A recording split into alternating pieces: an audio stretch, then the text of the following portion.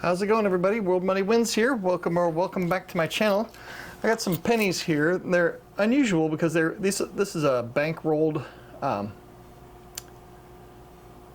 of pennies. It's not customer wrapped, and this is from 1974. So I figured it'd be fun to go through it and see if there's anything interesting in there. But since they're discontinuing the pennies, and I heard that they have enough blanks to last until around the early 2026, but once the pennies are done being minted, I think there's might be an opportunity to find, pull all the copper ones out at least. I bought a few boxes of pennies actually. They're $25 at the bank. Actually, I've got one here. But the best way to do it is just to, when you get your change from the grocery store, just take out the ones that are before 1982. That's a nickel. Just take the pennies out that are pre-1982. And then just save those. So it's a free way to save some copper.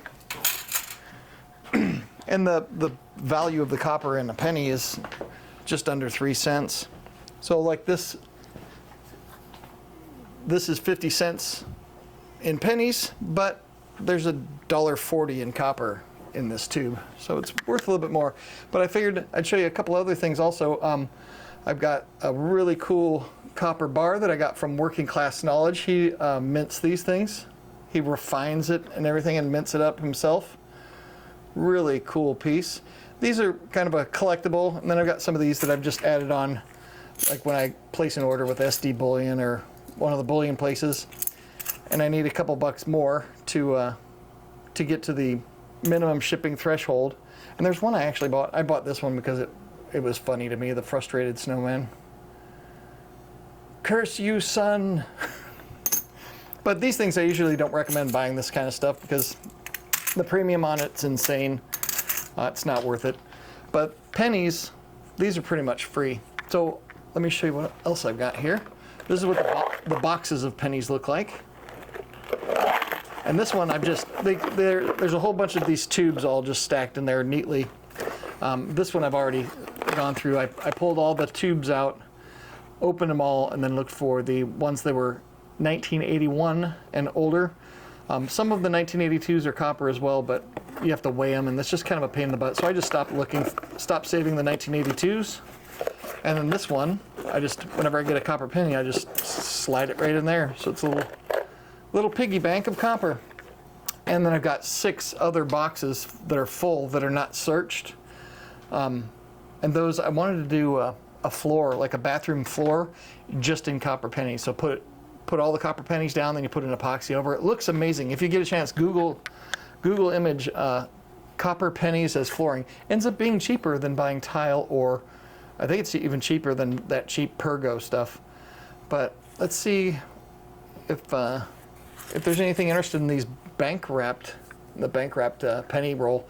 They're all going to be copper because it's 74. But I wanted to see if there's anything interesting in here. Some people might want to be tempted to leave it wrapped, but I don't really care. I actually bought these off Whatnot just specifically to do this with. And I figured if you guys know about pennies, if there's anything that I stumble across that's holy cow, wow. Okay, I just discovered something. I figured if there's anything worth money, just let me know. But right away I'm noticing that every single one of these are 1974. This is probably direct from the mint. So I was thinking I was going to find maybe some wheat backs, but these are all 1974 uncirculated.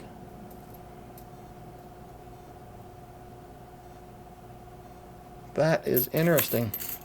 So I wonder if it would have been more valuable unopened. But so this is all just copper, I guess. I'm just going to,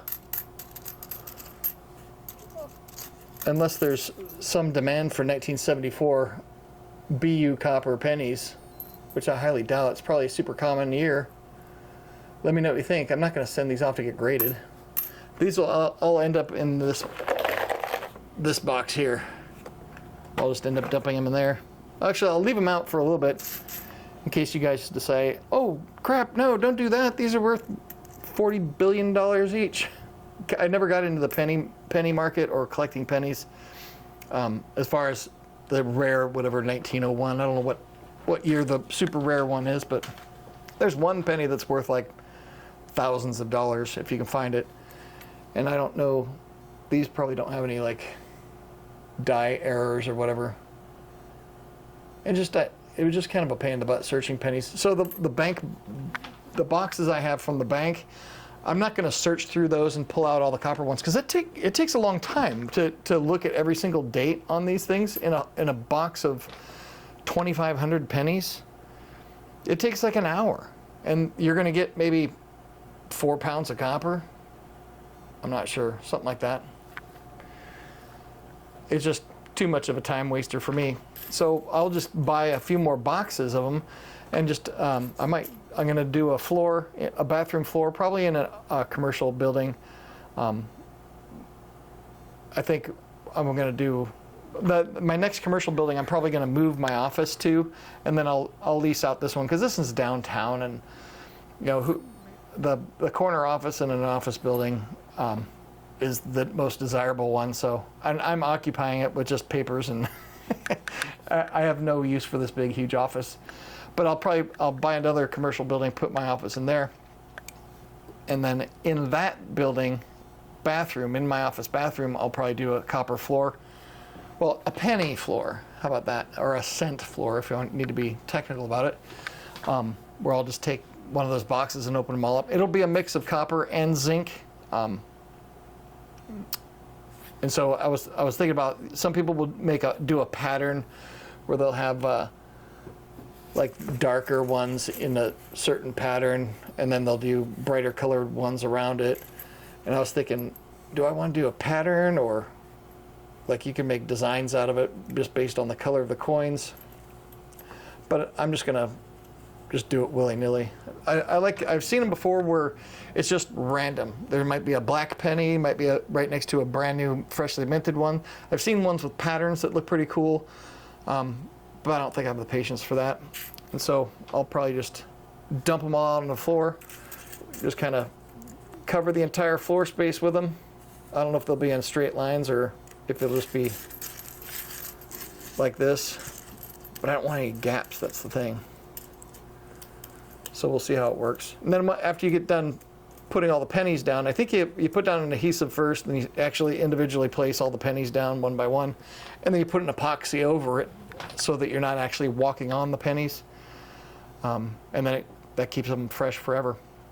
But let me know what you think. I think it'd be kind of a cool video to do too, to show building a copper penny floor. Actually, there's some YouTube videos out there, and if you want to check out Working Class Knowledge, his company went out of business. He works in construction, and as most people that are paying attention to real estate know, the housing market is collapsing. Real estate market, actually the broader real estate market is collapsing. And if you're in a good position, you'll be in a position to take advantage and get some property on sale. It'd be better that if you and I buy the property and we're good stewards with it, and that we treat people right. It'd be good policy for us to buy it and then be good people, because otherwise BlackRock's going to buy it all, like in California, all those fires. You can't get a permit to rebuild your house. Plus, they won't insure it. So, yeah, BlackRock will snap all that stuff up. So they'll own most of the California coastline. But I'll put a link to Working Class Knowledge down below, and you could probably get on his list or follow his channel and maybe be able to get one of these copper bars. These are amazing. This is number 31. He actually refines this, so it is 3/9 fine. These aren't melted pennies or just melted copper wire. He melts down copper wire and all kinds of copper into dory bars, and then he refines the dory bars to 3/9 fine purity. And that's his logo right there. Hard hat over a brain. He's a smart guy. He's paying attention.